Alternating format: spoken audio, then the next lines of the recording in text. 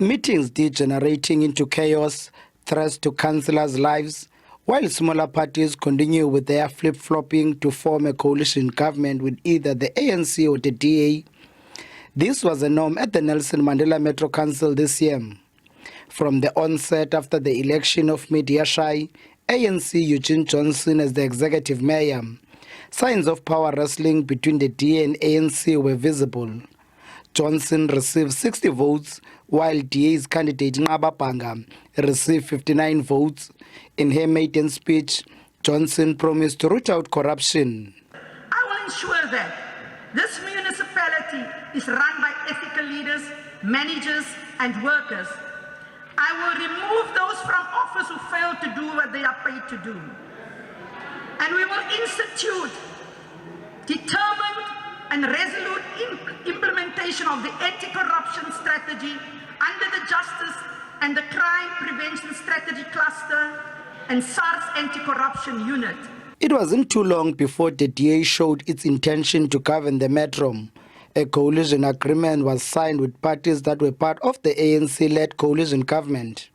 Some of the parties that jumped ship accused the ANC of not consulting with them in decision-making, allegations the ANC denied.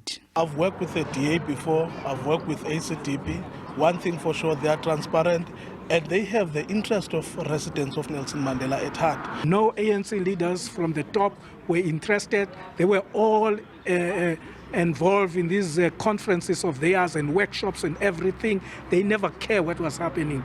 Contrary to these people that we are getting into a coalition with now, from the beginning, they have got involved for full 4 months with their top leadership, going step by step in the way of rebuilding the Metro. In a marathon meeting that lasted until the early hours, Johnson was removed as the mayor and DA's Retief Odendal was elected as the new mayor.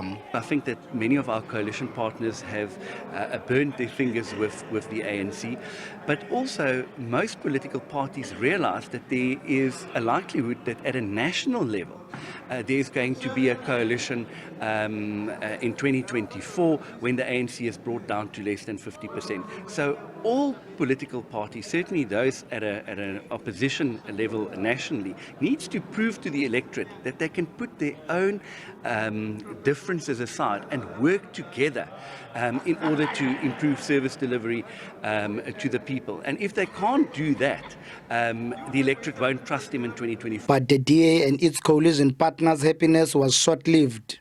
This as Dr. MEC Zolile Williams announced he will amend Section 12 of the Municipal Structures Act. His intention is to scrap the mayoral executive system and introduce the collective executive system. The new system will strip the mayor of his powers, including members of the mayoral committee, which is made up of smaller parties. The DA has taken this matter to court.